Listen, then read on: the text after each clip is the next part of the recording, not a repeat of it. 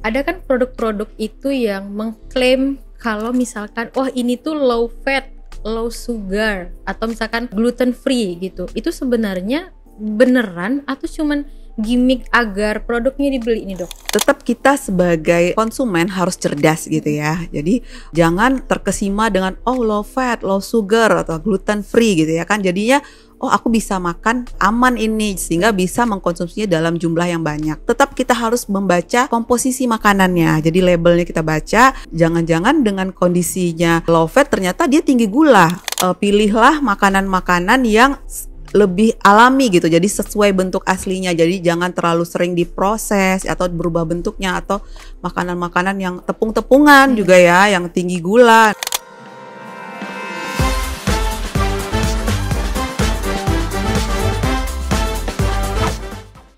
Halo Sobat Syafira, kembali lagi dengan podcast Rumah Sakit Syafira. Bersama saya Sylvia Dwi Puspita, MPSI Psikolog, merupakan psikolog klinis dewasa di Rumah Sakit Syafira Pekanbaru. Kali ini di podcast Rumah Sakit Syafira kedatangan narasumber yang luar biasa. Mungkin dokter boleh perkenalkan dirinya terlebih dahulu kepada Sobat Syafira. Ya, baik, terima kasih Mbak Sylvie. Assalamualaikum warahmatullahi wabarakatuh. Halo Sobat Syafira semuanya. Semoga dalam keadaan sehat ya. Perkenalkan, saya Dr. Dewi Krisna Yunda, MGizi SPGK. Saya adalah dokter spesialis gizi di Rumah Sakit Syafira. Semoga sobat-sobat semua dalam keadaan sehat dan selalu semangat ya.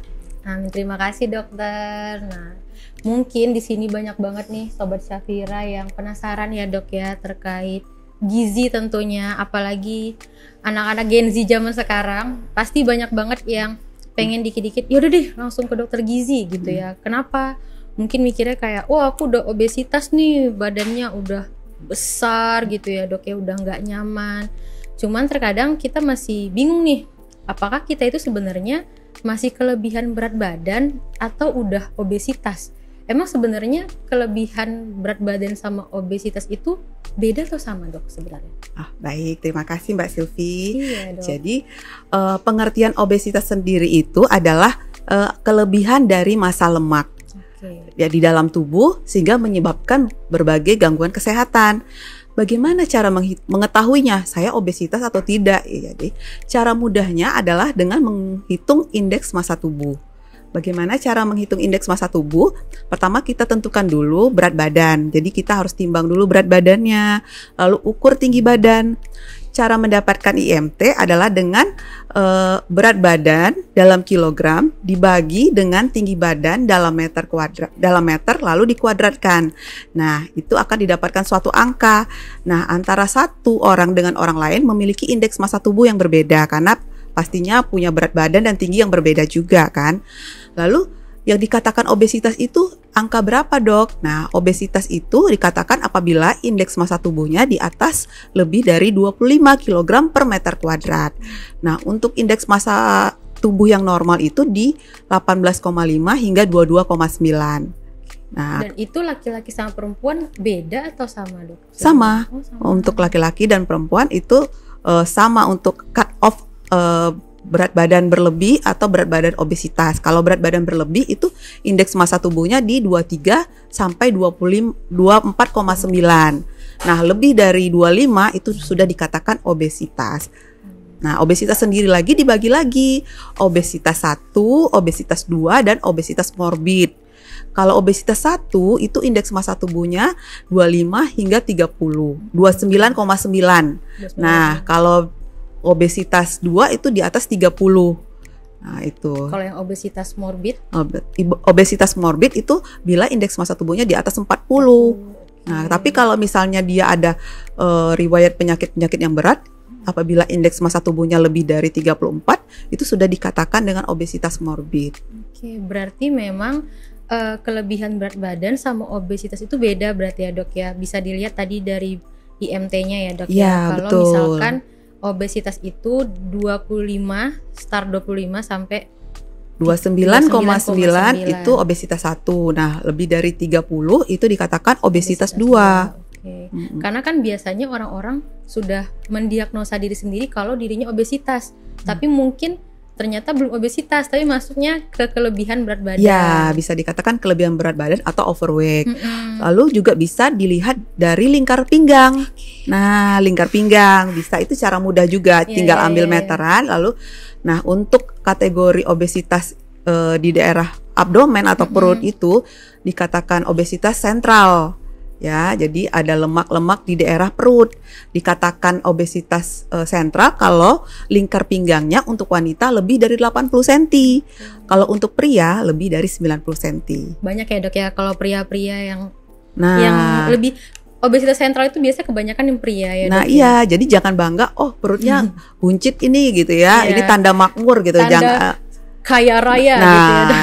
Hati-hati karena di situ lebih berbahaya lagi obesitas sentral karena banyak organ-organ penting di situ. Jadi lebih berbahaya dibandingkan obesitas yang lain. Nah, gitu ya Sobat Syafira. Jadi antara obesitas dan kelebihan berat badan itu berbeda. Namun warningnya tetap sama gitu ya. Maksudnya kita tetap perlu membatasi bagi pola makannya juga ya dok ya. Walaupun sebenarnya kita belum termasuk obesitas. Nah tapi kan dok, untuk zaman sekarang nih kan akses untuk kita mencari makan itu gampang sekali. Apalagi banyak di VT-VT yang terkait junk food atau fast food viral gitu ya dok, yang bikin kita itu kadang penasaran, ini kayaknya enak deh. Apalagi kan food vlogger kalau makan bikin kita pengen beli ya dok ya. Itu sebenarnya berpengaruh besar nggak sih dok dengan pola makan kita yang sering makan junk food terhadap resiko obesitas? Oh baik, nah dengan sekarang ini dengan kemudahan teknologi ya, dengan semakin mudahnya kita mencari makanan ya kan, tinggal duduk, buka handphone, scroll gitu. Jadi kan buka aplikasi gitu kan, tinggal pencet langsung tidak berapa lama langsung udah datang makanannya. Jadi tidak perlu effort ya, tidak perlu berjalan kaki membelinya. Nah, jadi di sisi positif ada baiknya ya kemudahan teknologi, tapi di sisi yang tidak baiknya yaitu orang jadi malas bergerak gitu ya kan. Nah dengan banyaknya itu orang jadi gampang memesan makanan gitu ya. Dah rata-rata makanan-makanan yang di sosial media itu rata-rata pastinya tinggi kalori, lalu pastinya tinggi gula, tinggi minyak dan lemak, lalu juga tinggi garam. Nah itu sangat berpengaruh ya dengan kenaikan berat badan pada orang-orang ya. Sehingga karena dengan mudahnya itu gitu, ditambah lagi banyaknya sekarang generasi kaum milenial ini banyak yang tim mager ya. Saya kaum milenial dokter. Nah banyak tim mager, tidak jarang olahraga ya kan. Kalaupun olahraganya mungkin ya sekali seminggu di acara Car Free Day, ujung-ujungnya pulangnya bawa tentengan gitu ya. Beli cilor. Nah itu makanya jadi tidak sesuai gitu ya kan dengan kalori yang masuk dengan kalori yang keluar. Jadi intinya obesitas itu apabila tidak ada keseimbangan antara kalori yang masuk dengan kalori yang keluar. Jadi lebih banyak kalori yang masuk dibandingkan kalori yang keluar. Jadi. Oke. Nah begitu Sobat Syafira. Jadi apalagi dengan kita yang mager gerak, yang dikit-dikit pesen gitu ya, terus jarang olahraga, sudah itu akan beresiko tinggi untuk kita mengalami obesitas begitu tadi ya dokter ya. Nah ini kita disclaimer dulu dok. Kita kan bahas junk food, tapi makanan di depan kita ini sehat-sehat banget ya dok. Alhamdulillah sehat-sehat ya dok ya. Mungkin dokter boleh cobain, ini kebetulan disuguhin dari resto, dari cafe Cosplace, ini punyanya Rumah Sakit Syafira. Ada di lantai 10 dokter, jadi boleh dicicipin terlebih dahulu minumannya. Sobat Syafira juga boleh banget loh kalau misalkan ke rumah sakit ya dok ya, terus nunggunya lama, boleh mampir di lantai 10 Cosplace. Selain minuman juga ada makanan yang berat-berat gitu, tapi kalau hari ini kita suguhinnya yang sehat-sehat gitu. Nah ini kan makanan sehat ya, jadi buah-buahan. Jadi untuk snacks memang sebaiknya itu pilih yang rendah kalori, rendah gula, rendah minyak dan lemak, dan juga rendah garam. Nah lebih baik makanan-makanan yang asli, bentuk alami, yang tidak terlalu banyak melalui proses food ya. Betul. Nah salah satu contohnya adalah buah-buahan, atau juga bisa jus, tapi tetap harus diingat jus pilih yang jangan ada tambahan gula-gula tambahannya terlalu banyak, atau misalnya tambahan susu yang terlalu banyak. Jadi bisa disesuaikan ya kalau di kafe bisa disesuaikan ya, Iya. sesuai keinginan kita ya. Saya tambahin susu dok. Masih sedikit nggak apa-apa. Nggak apa-apa. Asal tidak berlebihan. Ya. Sedikit nggak apa-apa ya Sobat Syafira ya. Oke, silahkan mungkin boleh dicoba dokter. Oke. Lebih enak ya dok ya kalau makan yang sehat ya dok ya. Iya. Nah ini nyambung lagi nih dok. Ya. Tadi kan masalah junk food, apalagi kita sudah terbiasa makan makanan junk food. Ya. Nah tapi kan ada kadang kesadaran, aku pengen makannya yang clean eating atau Oke. healthy food. Tapi karena mungkin udah terbiasa junk food, jadi kayak agak berat gitu dok untuk tiba-tiba mengganti pola makannya. Nah Ya. kira-kira ada nggak sih dok tipsnya gimana sih awal mula menggantikan pola makan yang junk food atau fast food itu ke makan yang lebih clean atau sehat gitu? Baik, nah untuk merubah perilaku itu memang susah ya, jadi butuh waktu memang. Jadi kita bisa mulai pelan-pelan dulu gitu. Misalnya yang tadinya sering makan di luar, mungkin bisa dimulai dengan membawa bekal dari rumah. Nah kalau bekal dari rumah kan kita bisa atur nih minyaknya seberapa banyak, garamnya juga tidak terlalu banyak gitu. Dan pasti jauh lebih sehat. Jadi misalnya yang tadinya setiap hari makan di luar mungkin bisa dimulai dulu 3 kali seminggu bawa bekal. Lalu juga untuk snacknya biasanya jajannya cilor, cilok ya kan, lalu tempe mendoan atau bakwan gitu kan, mungkin bisa diganti dengan seperti ini buah-buahan. Nah buah-buahan. Jadi pilihlah makanan-makanan yang lebih alami gitu, jadi sesuai bentuk aslinya. Jadi jangan terlalu sering diproses atau berubah bentuknya, atau makanan-makanan yang tepung-tepungan juga ya, yang tinggi gula. Nah minuman, kadang-kadang kan juga banyak anak muda sekarang nih sore-sore tuh ngopi ya, ngopi-ngopi kekinian ya. Nah itu juga atau misalnya minuman-minuman boba. Nah itu, dan itu memang enak dan manis gitu ya. Sekarang mulai nih pelan-pelan ditinggalkan gitu ya kan, karena di minuman-minuman kayak kopi kekinian itu pasti tinggi gula. Dan pasti ada tambahan susu ya kan, susu yang tinggi lemak, dan itu kalau dikonsumsi terus-terusan setiap hari ya kan akan menimbulkan berbagai masalah kesehatan nantinya.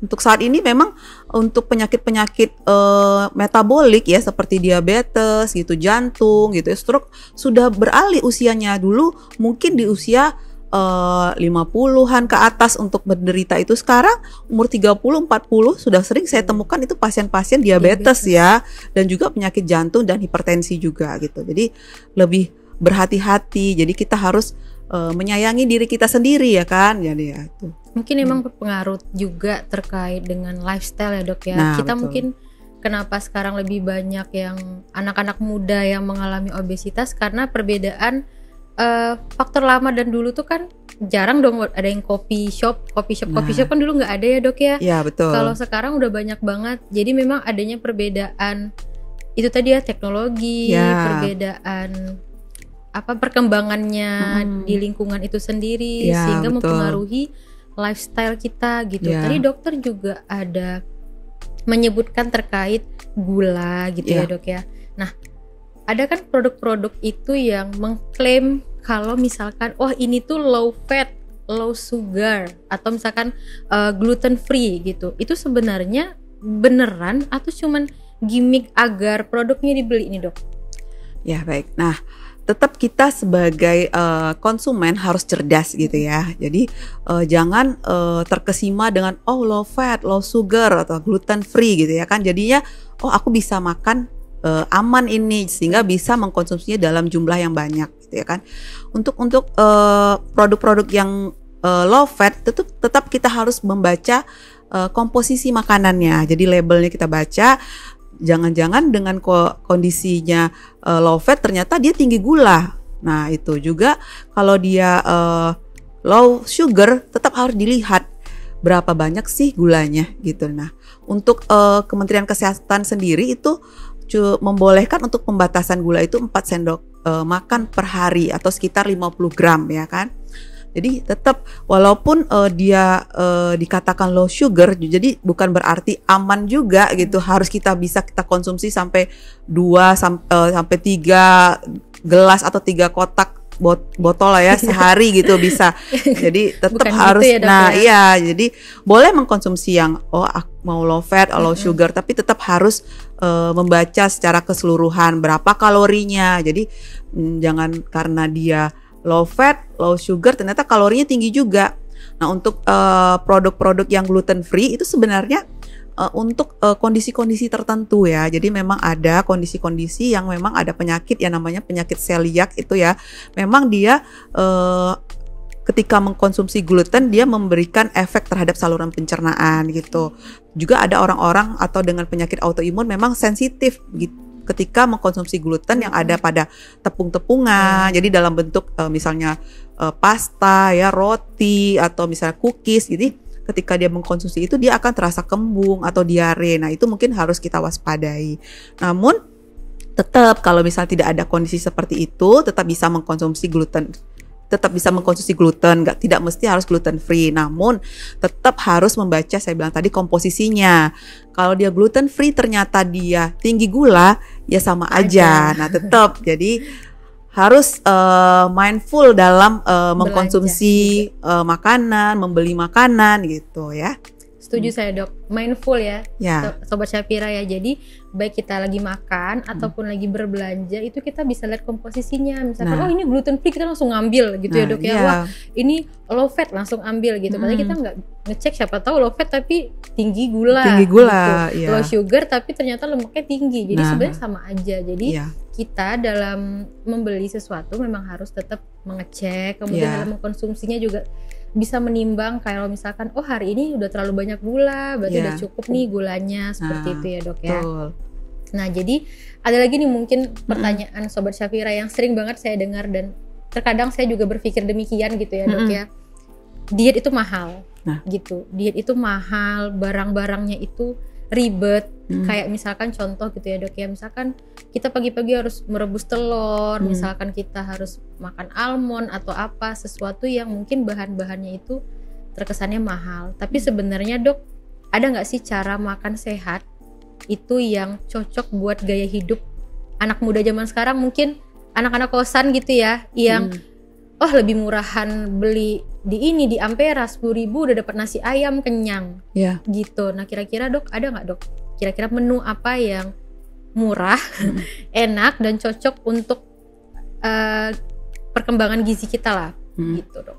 Ya, jadi prinsipnya itu adalah makan dengan gizi seimbang. Jadi gizi seimbang terpenuhi makronutrien dan mikronutrien. Jadi makronutrien itu ada karbohidrat, ada protein, ada lemak. Nah, mikronutrien bisa dari vitamin dan mineral ya. Jadi karbohidrat berarti harus ada karbonya. Jadi tidak boleh menghilangkan satu jenis komposisi makanan. Jadi saya cuma makan daging aja atau saya cuma makan ayam saja. Jadi semua nutrisi itu dibutuhkan oleh tubuh gitu. Jadi kan, nah sekarang kita yang penting adalah memilih makanan itu mungkin ya. Jadi kalau misalnya mau karbohidratnya, pilih yang karbohidrat kompleks, misalnya bisa dari beras merah atau bisa dari kentang, umbi-umbian gitu ya. Kalau mau nasi putih pun juga tidak apa-apa, namun sesuai dengan takarannya, kebutuhannya, jadi juga tidak berlebih gitu ya kan. Lalu protein, untuk protein bisa kita dapatkan dari ayam. Nah, pilih ayam yang tanpa kulit. Nah, itu untuk mengurangi lemaknya. Lalu juga pilih bisa telur, putih telur itu rendah lemak, pilih yang rendah lemak. Nah, ikan-ikanan juga rendah lemak. Juga bisa kalau mau daging, pilih daging yang tanpa lemak.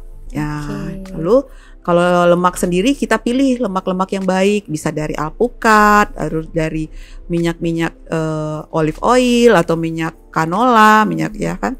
Lalu juga vitamin dan mineral dari sayur dan buah. Jadi kalau misalnya nih saya anak kos harus makan gitu ya kan, belanjanya di warteg itu atau di Ampera gitu ya kan. Bener. Nah, pilih. Nah, pertama ambil dulu nasinya. Nasinya sesuai kebutuhan, jadi ya nggak usah segemblong ya, Dok. Nah, iya nggak usah segemblong. Jadi untuk gampangnya, jadi gimana, Dok, seberapa banyak? Nah, kita bisa menggunakan tubuh kita sendiri. Misalnya nih, untuk ukuran nasi bisa kita gunakan sekepalan tangan kita, satu kepalan tangan ya. Ini satu porsi. Jadi kita sehari bisa 3 kali makan nasi ukuran segini. Kalau untuk pria itu bisa 1,5 sampai 2, karena pria itu kebutuhannya berbeda. Jadi kebutuhan kalori antara wanita dan pria berbeda. Juga dipengaruhi oleh berat badan, tinggi badan, aktivitas fisik ya. Jadi kalau untuk wanita mungkin ya patokannya sekepalan tangan. Lalu setelah ambil karbohidrat kita ambil proteinnya kan. Nah, untuk protein berapa banyak? Nah, sebanyak setelapak tangan kita ukurannya. Telapak tangan ini. Ya, untuk ukuran proteinnya ya. Nah, itu ambil misalnya kan untuk misalnya berapa banyak dok, berapa gram ya, ambilnya patokannya segitu ya kan. Pilih tadi yang rendah lemak untuk proteinnya. Dada ayam mungkin ya dok. Boleh untuk dada ayam atau ikan. Nah, pilih juga, usahakan juga jangan terlalu yang sering digoreng. Nah, mungkin dipilih yang banyak sih sekarang yang sup ayam. Nah, sup ayam atau dibakar, dipanggang atau di asam pedas, pindang, dipepes banyak. Jadi untuk mengurangi lemaknya ya kan. Lalu juga jangan lupa harus ada sayur. Nah, sayur itu ya sekitar 1 mangkok sedang setiap makan harus ada sayur. Jadi kita itu harus makan setidaknya 3 porsi sayur sehari ditambah 2 sampai 3 porsi buah per hari. Jadi kita makan sayur dan buah itu sekitar 4 sampai 5 porsi per hari gitu. Nah, jadi sebenarnya nggak mahal ya dok ya? Sebenarnya tidak mahal, ada semuanya di Ampera atau di warteg gitu kan ya. Bisa kita pilih sayurnya, harus Bu banyakin sayurnya Bu gitu. Nah, mungkin nasinya tidak usah terlalu banyak. Yang tadi yang mungkin bisa 3 centong nasinya, sayurnya cuman ya beberapa helai gitu ya kan. Nah, jadi diet itu bukannya tidak makan, jadi mengatur komposisi makanannya gitu. Jadi yang tadi karbohidrat itu sekitar sekepalan tangan, proteinnya setelapak tangan, nah sayurnya 1 mangkok sedang.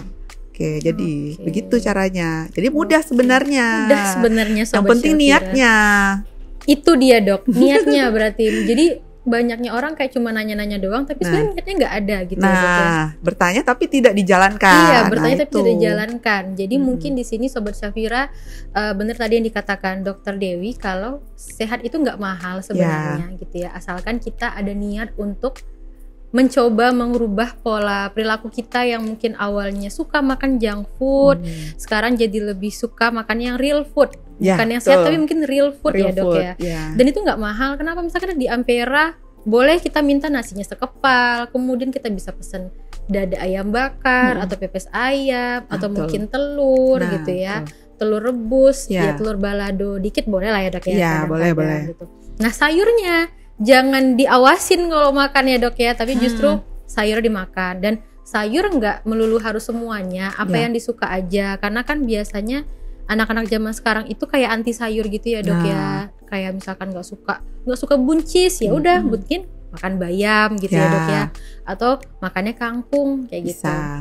Nah jadi sebenarnya itu tidak susah dan tidak mahal, asal ada niat dari kita sendiri. Nah mungkin di sini Sobat Syafira, tadi kan dokter udah juga ngomong kalau misalkan setiap individu itu pasti berbeda-beda juga, tergantung tadi indeks massa tubuhnya seberapa. Nah mungkin di sini Sobat Syafira yang penasaran, kira-kira aku itu gimana ya, pola makannya harus seperti apa, makanan yang cocok seperti apa untuk tubuhku.